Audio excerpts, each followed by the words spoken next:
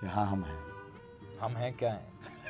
बोलिए, आप कैंडिडेट हैं। वो हैं जो भी हैं, क्या है वो जो सब भी? जानते हैं। नहीं जानते, हम नहीं ओखला जानते। की जनता का हम नहीं हर जानते। एक फर्द हम नहीं जानते। ओखला में किसी से अरे व्यापार अमानत भाई, मैं नहीं जानता हूँ क्या है वो। चलिए पता लग जाएगा आपको। बताइए, क्या दिल्ली का मुसलमान जैसे 2020 में आम आदमी पार्टी के साथ था, वो आपके साथ रहेगा?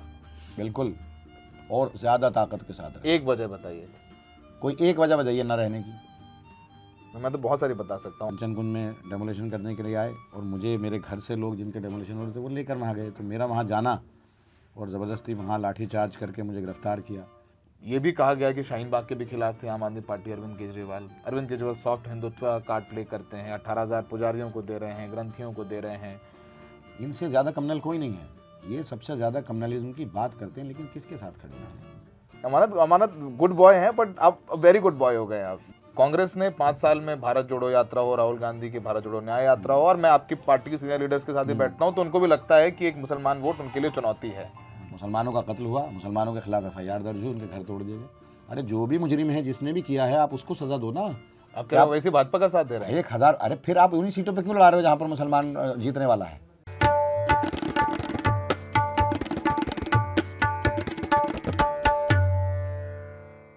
आदाब, नमस्कार। हम इस वक्त अमानतुल्लाह खान के साथ हैं। अमानतुल्लाह खान से मोहब्बत करने वाले भी बहुत हैं, अमानतुल्लाह खान से नफरत करने वाले भी बहुत हैं, और अमानतुल्लाह के बारे में न्यूट्रल पॉइंट ऑफ व्यू वाले बहुत कम लोग मिलेंगे। ओखला से विधायक हैं और फिर एक बार आम आदमी पार्टी के टिकट पर यहाँ से चुनाव लड़ रहे हैं। 2 बार लगातार चुनाव जीते हैं, तिबारा फिर मैदान में है, और इनके सामने कांग्रेस की अरीबा खान है।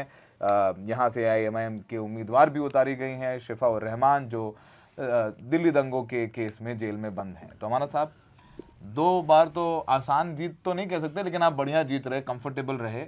इस बार चुनौती ओखला में आपको कैसे देख रहे हैं? चुनाव काफ़ी उतार चढ़ाव भरा रहा, 5 साल आपके लिए, जेल भी गए ED के एक मामले में, और व्यक्तिगत आरोप भी लगे, भ्रष्टाचार के भी आरोप लगे, बहुत सारी चीज़ें 5 साल में आपने देखी हैं। तो 5 साल बाद जब आप फिर जनता के बीच हैं, तो कैसा रिस्पॉन्स है? देखिए, 5 साल जैसे ही 2020 का चुनाव ख़त्म हुआ था, तो सबसे पहले तो दिल्ली दंगे देखे। उन दिल्ली दंगों को पूरी तरह से फेस किया। वहाँ LG साहब का घेराव भी किया। उसके बाद जो लोग फंसे हुए थे नीचे आग लग रही थी, ऊपर लोग फंसे हुए थे, उन सबको निकालने का काम किया। महफूज जगहों पर उनको भेजा।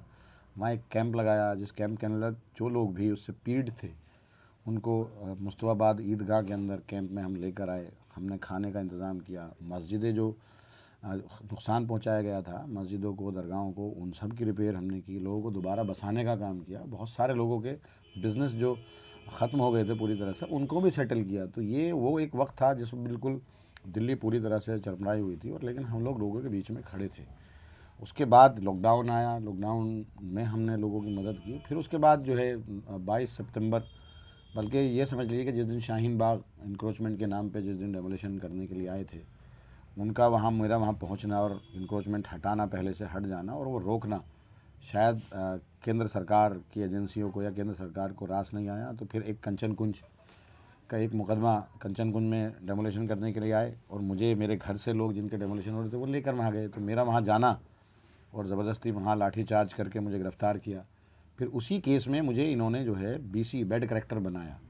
मैं उस केस में बरी हो गया, लेकिन वो बेड करेक्टर बनाया। फिर उसके बाद 22 सितंबर 2022 को, 16 सितंबर 2022 को ACB ने मुझे पूछताछ के लिए पहली बार बुलाया और मेरे घर पे अचानक जो है रेड की और फिर मुझे गिरफ़्तार कर लिया। 9 दिन मुझे कस्टडी में रखा, लेकिन कोई सबूत ना होने की वजह से मुझे 3 दिन बाद जो है ज़मानत मिल गई।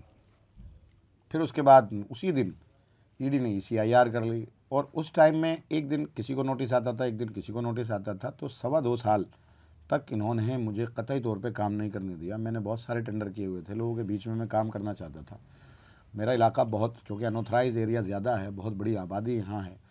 अब क्योंकि जितना माहौल जैसे जैसे बिगड़ रहा है, वैसे वैसे लोग हमारे इलाके की तरफ ज़्यादा आते हैं। जैसे फसाद अगर गुड़गांव में होता है तो आबादी ओखला की बढ़ती है, फसाद जमुना पार में हुआ, आबादी ओखला की बढ़ी।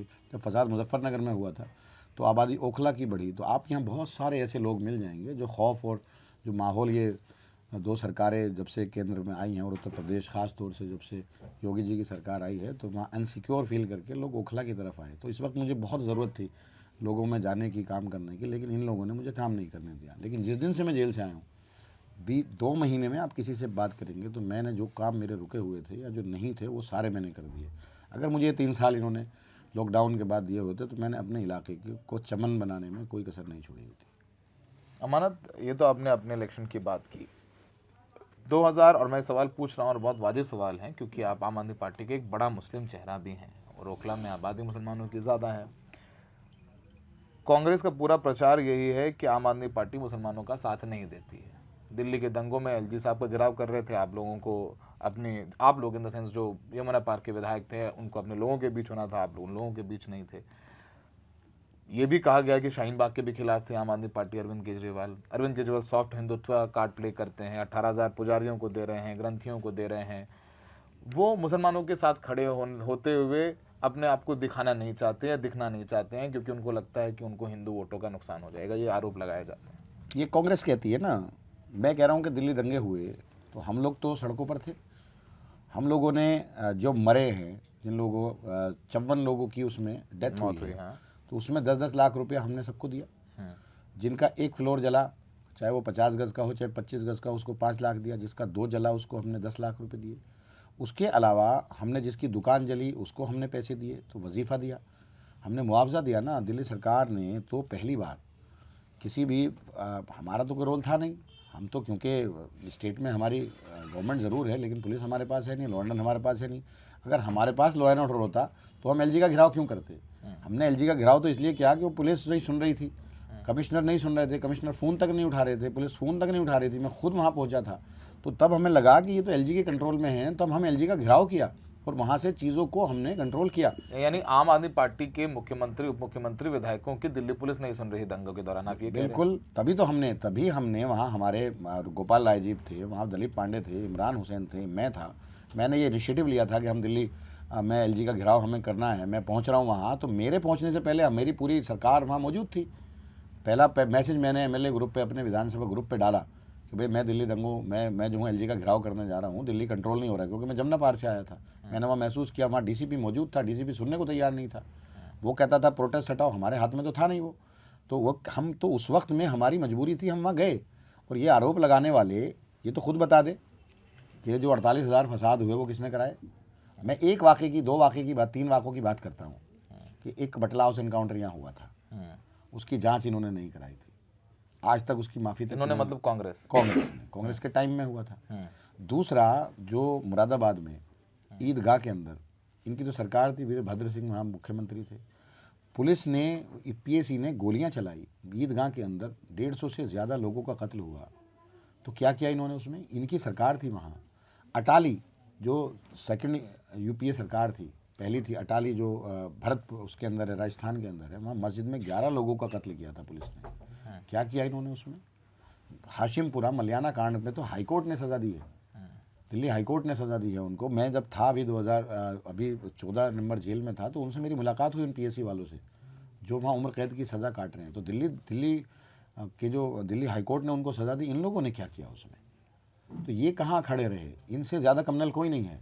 ये सबसे ज़्यादा कम्युनलिज्म की बात करते हैं, लेकिन किसके साथ खड़े होते हैं? मदद तो कभी नहीं की इन्होंने। हमने तो मदद की ना, हम तो खड़े हैं हर जगह। मरकज़ पे कौन खड़ा था? मरकज़ जब हुआ तो केंद्र सरकार तो चाहती ही नहीं थी। मरकज पर एफआईआर करने के आदेश अरविंद केजरीवाल हमारे आदेश को मानती है क्या पुलिस? ने माना, उस आदेश को तो माना। हम खड़े हुए, ये कहते हैं हम खड़े हुए, केंद्र सरकार के वकील खड़े हुए, स्टेट का तो हमारे साथ खड़ा हुआ था जब मैं पिटीशन डाली। तो ये सब दिखावा था। अमानतुल्लाह खड़े हुए इंडिविजुअल, अमानतुल्लाह नहीं, दिल्ली वक्फ बोर्ड, दिल्ली सरकार थी और दिल्ली स्टेट का वकील हमारे साथ खड़े थे, स्टेट के साथ खड़े थे वो, क्योंकि स्टेट की बॉडी है। अमानतुल्लाह अलग नहीं है, अमानतुल्लाह भी आम आदमी पार्टी का एक नेता है। अमानतुल्लाह और अरविंद केजरीवाल में कोई फ़र्क नहीं है। अमानतुल्लाह को देखोगे आप, अरविंद केजरीवाल पाएगा, अरविंद केजरीवाल को देखोगे आप, अमानतुल्लाह पाएगा। ये दोनों को अलग करना चाहते हैं। नहीं, अमानतुल्लाह खड़ा था। अमानतुल्लाह बगैर अरविंद केजरीवाल के आदेश के या बगैर अरविंद केजरीवाल की मर्जी के तो कहीं नहीं खड़ा हो सकता। हर जगह में अगर खड़ा अमानत अच्छे हो क्या है, जेल गए और बहुत अच्छे हो क्या है, मतलब ऐसी, मतलब अमानत को मैं जानता हूँ, अमानत की पर्सनैलिटी जानता हूँ, बड़े गुड बॉय हो क्या है आप? नहीं, ऐसा कुछ नहीं है। मैं कहाँ गुड बॉय हो गया हूँ? अमानत गुड बॉय हैं, बट आप वेरी गुड बॉय हो गए आप। नहीं, ऐसा कुछ नहीं है। मैं ये कह रहा हूँ कि मैं कहीं भी जो भी रहा है, मेरी सरकार का सपोर्ट रहा है हमेशा। अगर सरकार ने सपोर्ट नहीं की होती दिल्ली दंगों में तो हमने मुआवजा क्यों दिया होता। और दिल्ली दंगों में क्योंकि वक्फ बोर्ड को वक्फ बोर्ड अलग बॉडी थोड़ी ना रेवेन्यू डिपार्टमेंट के अधीन आती है। उसका जो जब मुख्यमंत्री जब वो उसके मंत्री थे वो मनीष सिसोदिया जी थे, तो हमने उसमें मैंने कैंप लगाया था, दिल्ली वक्फ बोर्ड ने वहाँ कैंप लगाया था और उसके और सरकार ने वजीफा दिया था। किसने काम किया था दिल्ली दंगों में? इनके बड़े सारे कितने फसाद हुए बताइए, कौन से वक्फ बोर्ड ने वहाँ पे जो है कैंप लगाया हो, किसको इन्होंने वजीफा दिया हो? कोई बता दीजिए। जो 150 लोग मरे थे मुरादाबाद के अंदर, आप ढूंढ लाइए उस फैमिली में से क्या इन्होंने 10-10 लाख रुपए किसी को दिए हो या 20-20 लाख रुपए दिए हो किसी को? आपके ओखला में आपके खिलाफ अरीबा खान लड़ रही है चुनाव, 29 साल उम्र है, काउंसलर, उनके पिता आसिफ मोहम्मद खान पहले विधायक रह चुके हैं। और उधर शिफाउर रहमान लड़ रहे हैं चुनाव, जो जेल में हैं, दिल्ली के दंगों के आरोपी हैं, एक सिंपैथी भी है उनके साथ। इन दोनों से चुनौती कैसे दे रहे हैं? पहले अरीबा खान कांग्रेस से, फिर हम AIMIM पे आएंगे, उस हिसाब पे अलग सवाल पूछेंगे। आप मेरी बात तो सुनिए, आप तो घूम रहे पूरे इलाके में। हमारा चुनाव तो डायरेक्ट बीजेपी से है और ये बीजेपी से ही चुनाव होता है। 2015 का चुनाव हुआ, मुझे 1,04,000 वोट मिले, बीजेपी को 48,000 वोट मिले, कांग्रेस तो मात्र 20,000 पे सिमट गई थी जब ये विधायक थे। अब उसके बाद 2000 में मेरा लीड जो थी वो 64,000 की लीड थी। उसके बाद जो है 2020 का इलेक्शन हुआ, 2020 के इलेक्शन में मुझे 1,32,000 वोट मिले, कांग्रेस को 5100 वोट मिले, जो 4 बार के MLA थे, मिनिस्टर भी थे। लेकिन ब्रह्म सिंह को, जो बीजेपी के ब्रह्म सिंह थे, उनको 58,000 वोट मिले। तब मेरी लीड जो है वो 72-73,000 की लीड थी। यहाँ आपको ओखला को समझना पड़ेगा, ओखला में 5 वार्ड है। मैं बहुत अच्छे समझता हूँ। मुस्लिम कंसोलिडेशन 2020 में आम आदमी पार्टी के पीछे था पूरी दिल्ली में। आपकी सीट हो, मुस्तफाबाद हो, सीलमपुर हो, हर जगह मुसलमानों ने आम आदमी पार्टी को चुना, डेटा है। कांग्रेस ने 5 साल में भारत जोड़ो यात्रा हो, राहुल गांधी की भारत जोड़ो न्याय यात्रा हो, और मैं आपकी पार्टी के सीनियर लीडर्स के साथ ही बैठता हूं तो उनको भी लगता है कि एक मुसलमान वोट उनके लिए चुनौती है। बहुत सीनियर लीडरशिप की बात कर रहा हूं। जब मैं सीनियर लीडरशिप की बात कर रहा हूं तो आप समझ रहा हूं मैं किसकी बात कर रहा हूं। तो वो एक चुनौती सामने नजर आती है कि कांग्रेस ने भी अच्छे उम्मीदवार दिए हैं और अगर मुस्लिम वोटों का डिवीजन होता है तो नुकसान आम आदमी पार्टी को होगा। ये भी चर्चा होती है और जर्नलिस्टिक बात कर रहा हूं मैं आपसे। नहीं, क्यों नुकसान होगा, क्यों बंटवारा होगा मुसलमानों का? क्या किया इन्होंने? बातों से हो जाएगा? नहीं होगा मुसलमानों का बंटवारा। हिमाचल बिल्कुल भी नहीं होगा। क्यों होगा मुसलमानों का बंटवारा? होगा क्यों? हमने काम कम किए क्या? आप वली महाराज में देख लीजिए, कतई बंटवारा नहीं होगा। मटिया महल में देख लीजिए, कतई बंटवारा नहीं होगा। आप सीलमपुर में देख लीजिए, कतई बंटवारा नहीं होगा। आप जो है मुस्तफाबाद में देख लीजिए, लास्ट आते आते कतई बंटवारा नहीं होगा। और कांग्रेस पे तो कुछ कोई भी नहीं है। लास्ट आते आते कांग्रेस पे तो कुछ भी नहीं है। आज भी सारा खड़ा हुआ है वहाँ, क्योंकि वो नया हमारा कैंडिडेट वहाँ आया है, वहाँ नया कैंडिडेट है हमारा। उसके आते आते आज भी अगर आप देखेंगे तो सारा का सारा आम आदमी पार्टी की तरफ है। और वो जानते हैं कि अगर वोटों का बंटवारा होगा तो उसमें भाजपा का फ़ायदा होगा। तो हमारे इलाके से हम सब जानते हैं कि हमारे कल अगर लाइट 24 घंटे यहाँ चली जाए तो कौन करने आएगा? अगर यहाँ सीवर कल डल रही हैं तो कौन डालेगा? क्योंकि भाजपा को मुसलमान का वोट पड़ता नहीं है। आम आदमी पार्टी को आप समझना पड़ेगा कि यहाँ मेरे यहाँ 5 वार्ड हैं। 2 वार्ड में कांग्रेस लड़ती है हल्की फुल्की, जाकिर नगर वार्ड में और शाहीन बाग में जो मुस्लिम डोमिनेटेड सीट है। 3 वार्ड जो है मदनपुर खादर है, मदनपुर खादर ईस्ट और सरिता विहार है, वहाँ 2.5 वार्ड में बीजेपी लड़ती है। हम 5 वार्ड में लड़ते हैं। 5 वार्ड में आप किसी भी जगह चले जाइए, कोई बूथ ऐसा नहीं है, कोई भी मोहल्ला ऐसा नहीं है, कोई गली ऐसा नहीं है जहाँ हमारा वोटर सपोर्टर चाहने वाला ना हो, जहाँ हमने काम ना किया हो। हमें कोई भी, आप तैमूर नगर चले जाइए, तैमूर नगर में हम 60% लड़ेंगे। हम मदनपुर जे खोलनी चले जाइए, हम 70% वहाँ लड़ेंगे। 70% वोट हमें मिलेगा वहाँ। हमारे को इतना वोट यहाँ मिलता है। मुझे जब शाहीन बाग चल रहा था, शाहीन बाग की तरफ वजह से पूरे रोड बनते सब बड़ी उसमें परेशानी में थे। उसके बावजूद भी मुझे जो है 32-33 वोट उधर से मिला था, जो नॉन मुस्लिम वोट था। और ऐसा नहीं है कि वो वोट आज भी खड़ा हुआ है हमारे साथ, आज ज़्यादा है, अब ज़्यादा है। तो हमारा मुकाबला तो मनीष से है, बीजेपी से है, क्योंकि यहाँ पर 46% वोट वो है। तो ये कहना कि कांग्रेस के साथ है या हमारी, कुछ भी नहीं है। हमारा सीधा सीधा मुकाबला बीजेपी से। वैसे साहब उस दिन बोल रहे थे, उन्होंने कैंडिडेट तो दिया ही है आपकी सीट पर, अभी आ भी रहे हैं रैली करने के लिए, और वो बोल रहे हैं कि ये तो अरविंद केजरीवाल और बीजेपी दोनों ही एक जैसे हैं, दोनों ही हिंदू करते, दोनों ही मुसलमानों के साथ नहीं। और फैक्टर हुए महाराष्ट्र में भी उनकी बहुत सारी सीटों में उनको ठीक ठाक वोट मिला है, मैं आंकड़े बता सकता हूँ। तो वो आपकी भी सीट पर आएंगे, कहेंगे अमानतुल्लाह ने क्या किया। अमानतुल्लाह के तो अरविंद केजरीवाल जो है सॉफ्ट हिंदुत्व कार्ड प्ले करते हैं, ये तो मंदिर जाते हैं, क्या मस्जिदों में जा रहे हैं, क्या इमामों से मिल रहे हैं, इनको टोपी से डर लगता है, इनको फलाना होता है, ढिमकाना होता है, सब सारी बातें होंगी आपके चुनाव। अब एक बात बताइए आप मुझे, वो जो हैं असदुद्दीन ओवैसी साहब, वो मंदिर जाते हैं? मैं पूछ रहा हूँ आपसे, जाते हैं? जाते होंगे, चुनाव होता है, जाते होंगे, मुझे नहीं पता। कभी आपने देखा उन्हें पूजा करते? नहीं, मैंने तो नहीं देखा तो शायद। क्यों नहीं जाते? क्योंकि वो इस्लाम को मानने वाले हैं। अमानतुल्लाह मस्जिद जाता है क्योंकि वो इस्लाम को मानने वाला है। अगर अरविंद केजरीवाल को क्यों तवक्को करते हैं कि वो मस्जिद आए? अबे वो जो है सनातन धर्म को मानने वाले हैं, तो मैं क्यों ये तवक्को करूं कि वो इस्लाम आए? क्यों आए भाई? वो तो धर्म ही खत्म हो जाएगा। ये क्या बात हो गई? अरे भाई, जब ये हमारा कॉन्स्टिट्यूशन ने आज़ादी दी है कि मैं अगर मुसलमान हूँ तो मैं नमाज़ पढ़ने की इजाज़त है, रोज़ा रखने की इजाज़त है, मैं विधानसभा में नमाज़ पढ़ता हूँ, मुझे तो कोई पार्टी का आदमी नहीं रोकता। तो वो मंदिर क्यों नहीं जाएंगे साहब? वो अपने अगर वो काम में फ़र्क करे कि मुसलमान को बिजली फ्री नहीं देनी तो समझ में आता है, मुसलमान को अगर इलाज नहीं देना फ्री में तो समझ में आता है। अब 2100 रुपये अगर दिए जा रहे हैं तो मुसलमान महिला को अगर नहीं देनी तो समझ में आता है कि वो फ़र्क कर रहे हैं। तो हमें तो ऐसा कोई नहीं लगा। तो मोदी जी भी कहते हैं कि मैं जो हमारी मुफ्त राशन तो मुसलमान को मिल रहा है, घर तो मुसलमान को भी मिल रहा है, जो भी स्कीम्स हैं वो सब मुसलमानों को भी दे रहे हैं, तो मुसलमान वोट क्यों नहीं दे रहे मोदी अरे जी? भाई, मोदी जी की पार्टी से ने तो पूरे हिंदुस्तान का माहौल बदल के रख दिया। ये लिंचिंग किसने की? लिंचिंग किसने की? आज मुसलमान, अभी यहाँ क्या हो रहा है उसके अंदर जो उसमें है संभल में क्या हुआ? मुसलमानों का कत्ल हुआ, मुसलमानों के खिलाफ FIR दर्ज हुई, उनके घर तोड़ दिए गए। अरे जो भी मुजरिम है, जिसने भी किया है, आप उसको सज़ा दो ना। आप एक कम्युनिटी को टारगेट क्यों करते हो? और फिर बात करने से थोड़ा ना हो जाएगा, हम कर रहे हैं कहने से नहीं हो जाएगा। और जब आप असदुद्दीन ओवैसी साहब की आप बात कर रहे हो तो मैं तो ये उनसे पूछना चाहता हूँ कि भैया, अगर आप इतनी मोहब्बत करते हो, मैं भी मोहब्बत करता हूँ आपको, पहले तो भाई हम भी चाहते हैं, हम गलत किसी के साथ अगर हुआ है तो हम उसके साथ हैं। तो आपके यहाँ जो 7 सीटें विधायक जीते हैं तो उनमें से क्यों नहीं लड़वाया? आप उनको सीधा विधानसभा भेजते, ज़्यादा आसान था। आपने उन्हें हैदराबाद से क्यों नहीं लड़ाया? हैदराबाद में तो बड़े सारे लोग हैं जो इस तरह के केसों में मुलविस हैं। आपने उनसे क्यों नहीं लड़ा? वो दिल्ली से जाकर लड़वा देते, उनकी ID चेंज करते, दिल्ली से जाकर लड़वा देते वहाँ।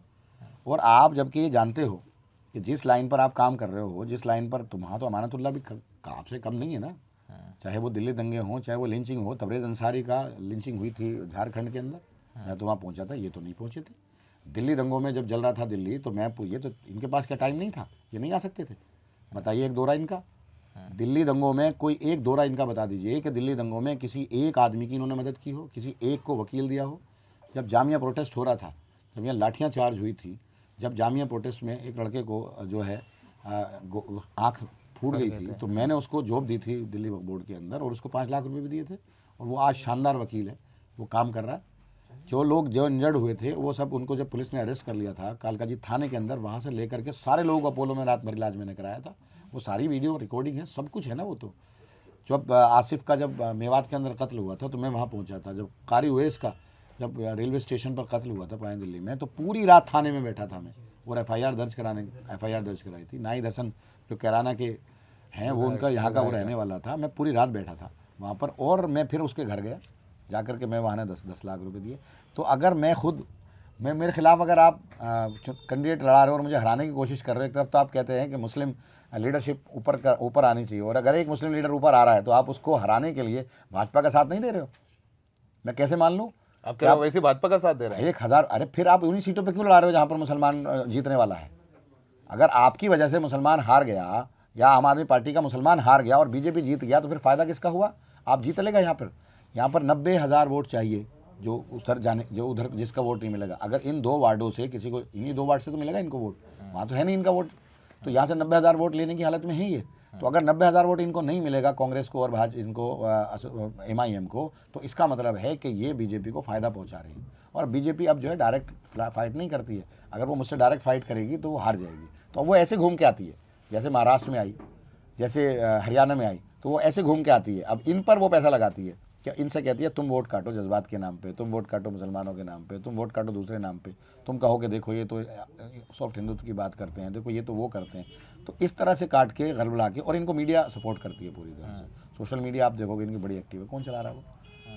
कहाँ से इनके पास झंडे डंडे सब कुछ। मैं अभी 3 दिन पहले एक इनॉग्रेशन कर रहा था ऑफिस का, पुलिस ने मुझे करने नहीं दिया, जबकि ये सारे हर दिन घूमे फिर रहे हैं।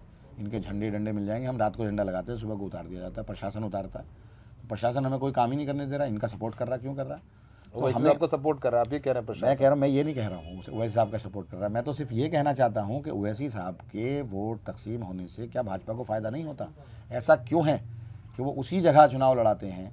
लेकिन मैं उनका जिक्र यहाँ करना नहीं चाहता, क्योंकि वो इस अहल भी नहीं है कि उनका यहाँ जिक्र किया जाए। उन्होंने अपनी जो उनकी इमेज बनी हुई थी दिल्ली में आकर के, जो वो लोग कहते थे, दिल्ली में आकर के उन्होंने प्रूफ कर दिया कि हाँ हम हैं। हम हैं क्या हैं? बोलिए, आप कैंडिडेट हैं, वो हैं जो भी हैं, क्या है वो जो सब भी जानते हैं। हैं? नहीं जानते, हम नहीं ओखला जानते, की जनता का हम नहीं हर जानते। एक फर्द हम नहीं जानते। ओखला में किसी से अमानत भाई मैं नहीं जानता हूँ क्या है वो। चलिए पता लग जाएगा आपको। बताइए बताइए बताइए। आप तो हमारे बड़े भाई हैं वो, हाँ नहीं, बड़े भाई तो हैं आपके। Amanatullah is a candidate man, वो तो दिल की बात हमारे बोलता है। हमारे बड़े भाई हैं वो। क्या अमानतुल्लाह पॉलिटिशियन की तरह मैं बात बहरहाल कर रहे हैं? उनका जिक्र नहीं करना चाहता क्योंकि अच्छा, हमारी ये पता फाइट नहीं यहाँ कि भाजपा से है। अमानतुल्लाह क्या पॉलिटिशियन की तरह बात करें या ओरिजिनल अमानतुल्लाह? नहीं, अमानतुल्ला ओरिजिनल है और अमानतुल्ला हमेशा ओरिजिनलिटी के साथ काम करता है, ओरिजिनल बनकर काम करता है। आपको यहाँ पर बहुत सारे लोग ऐसे मिल जाएंगे जिन्होंने मैंने बहुत मदद की है, बहुत मदद की है। काफी लोग नाराज भी नजर आते हैं आपसे।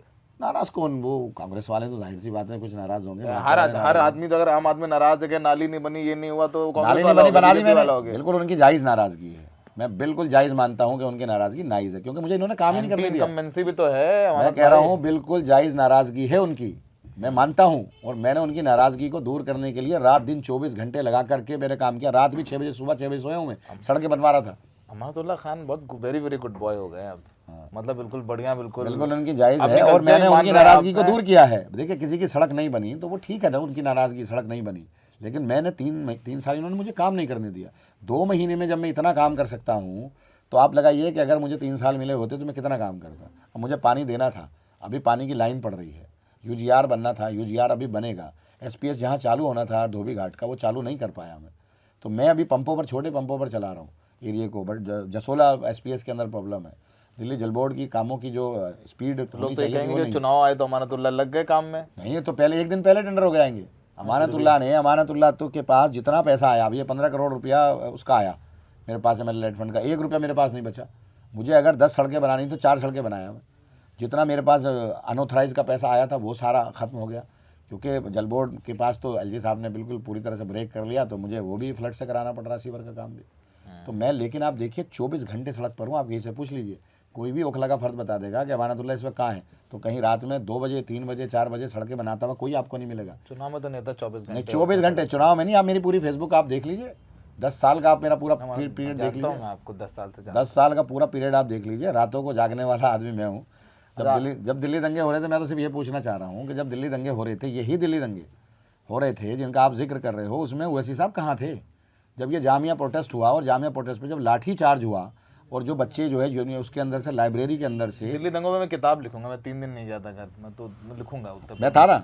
आप थे और बहुत लोग नहीं भी थे आपकी पार्टी के, वो भी लिखूंगा, सब लिखूंगा। हमारी पार्टी के कम से कम 30 से 40 एमएलए और वो मंत्री मौजूद थे एलजी साहब के घर में, एलजी साहब के घर पे, और रातों को अपने लोगों के बीच नहीं थे। लोग कौन नहीं था?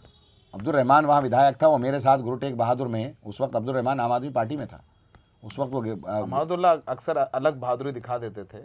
अब दूसरा हाजी यूनुस रात भर लोगों के बीच में रहे। हाजी यूनुस का आप वो देख लिए, मैं आपको बहुत सारे फोटो दे दूंगा जो वो कैंपों के अंदर लोगों को खाना खिलाते हुए, लोगों को राशन बांटते हुए। बात की बात है। खैर, आखिरी सवाल आपसे, और ये बहुत महत्वपूर्ण सवाल है, और मैं ये सवाल पर बहुत जवाब ढूंढे जा रहे हैं, और चुनाव का एनालिसिस ऐसे ही होता है। क्या दिल्ली का मुसलमान जैसे 2020 में आम आदमी पार्टी के साथ था, वो आपके साथ रहेगा?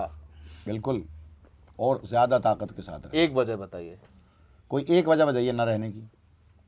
मैं तो बहुत सारी बता सकता हूँ, आप बता दीजिए मुझे एक वजह बताइए। मैं पार्टी बन जाऊंगा ना, मैं पार्टी नहीं बनना चाहता। मैं कह रहा हूँ कि कोई एक वजह बताइए न रहने की। क्यों नहीं रहेगा? मैं पार्टी बन जाऊंगा, मैं कहूँगा। आप बता दीजिए, क्या हमने मुस्लिम इलाकों में स्कूल नहीं बनाए? क्या हमने मुस्लिम इलाकों में सड़कें नहीं बनाई? क्या हमने मुस्लिम इलाकों में अस्पताल नहीं बनाए? क्या हमने मुस्लिम इलाकों में जो है सीवर नहीं डाला? क्या हमने मुस्लिम इलाकों में पानी नहीं दिया? क्या जो बिजली की सब्सिडी मिली मुस्लिम इलाकों में नहीं मिली? हमें भाई पानी, हमें क्या मुस्लिम इलाकों को अलग से ट्रीट किया गया? ऐसा तो नहीं है जो दूसरी सरकारों में होता था कि सेकेंडरी रखा जाता था। हमने तो फर्स्ट रखा, और अमानतुल्लाह तो जहाँ दिखा कि कहीं गलत हुआ तो पार्टी के खिलाफ भी खड़ा हो गया, और पार्टी ने फिर बात को माना। ऐसा नहीं है कि मैं अमानतुल्लाह जो है अपने लोगों के लिए पार्टी के खिलाफ नहीं रहा, पार्टी के खिलाफ भी खड़ा रहा, नाराज़गी रही, और माना मेरी पार्टी ने, ठीक था, मेरी बात मानी और फिर ठीक रहे। ऐसा कुछ नहीं है कि कहीं अगर मुझे महसूस हुआ कि कहीं जो है गलत हो रहा है और कहीं कोई ब्रीफ गलत कर रहा है या किसी से हुआ है, तो मैं पार्टी के अगेंस्ट भी आया। एक वजह बता दीजिए न रहने की, एक वजह बता दीजिए कि अमानतुल्लाह इस दिल्ली में रहते हुए, जब दिल्ली वक्फ बोर्ड में था तब, या अब कहीं पर मुसलमानों पे जुल्म हुआ हो या किसी पर भी जुल्म हुआ हो, हम खड़े ना हुए हों। एक वजह बता दीजिए ना देने की, ठीक है। और एक वजह बता दीजिए कटने की। नहीं, मैं बहुत सारी वजह बताता हूँ, फिर बोलेंगे आपकी पार्टी के नेता बोलेंगे सौरभ आप तो जो है चाहते हो छोड़िए, मैंने वो सब नहीं बताऊंगा, लेकिन मैं चूंकि आपसे सवाल कर रहा हूँ और आप कैंडिडेट हैं, अपनी बात बोली आपने। अमानुल्लाह खान पर बहुत निर्भर करता है दिल्ली का चुनाव। एक बड़ा चेहरा है आम आदमी पार्टी के पास, जो मुस्लिम चेहरा है, ओखला में खुद तीसरी बार चुनाव लड़ रहे हैं, जेल गए, कभी चीफ सेक्रेटरी पर को थप्पड़ मारने का आरोप है, कभी ये लड़ाई फड़ाई करने का आरोप है, कभी इनके काला धन और ब्लैक एंड व्हाइट करने का आरोप, तमाम आरोप है इनके ऊपर। मनोज तिवारी वाला भी है। हाँ, मनोज तिवारी वाला भी है, खुद ही बता दे रहे हैं, मतलब बता रहे कि तुम भूल गए, मैं अभी भी मैं पुराना बदमाश हूँ, नहीं वो भी है। ठीक है, तो बहरहाल बहुत कुछ है, और वो जेल से अभी हाल ही में छूट करके आए हैं।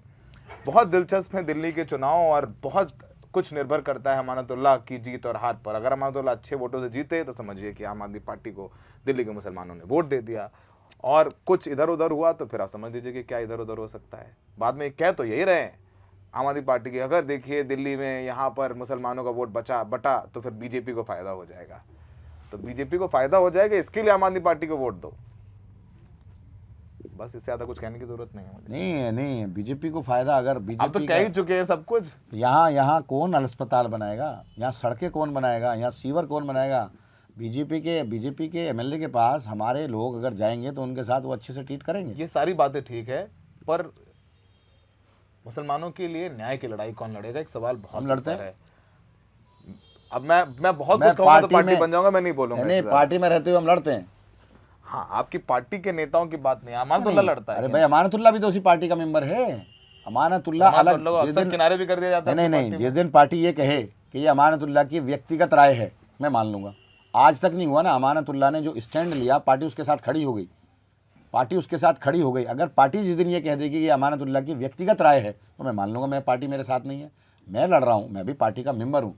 और पार्टी के बड़ा, जब आप कह रहे हो कि लोगों में, पार्टी के लोगों में मेरी भी गिनती होती है, मेरी सुनी जाती है। अरे बहुत अच्छे सुनी जाती है। मैं पीएससी का मेंबर भी रहा। आरोप है कि आपने अरविंद केजरीवाल के थप्पड़ मार दिए चीफ सेक्रेटरी को, आरोप है, मैं आरोप की बात कर रहा हूँ, ये पुलिस का नहीं, वो तो देखिए कहानियां हैं चीफ सेक्रेटरी वाला, क्योंकि एक लगा कि कोई एक मुसलमान और जो बदनाम सा हो, जिसकी इमेज बीजेपी ने खराब की हो। बदनाम से आप मुसलमान थोड़े ना है।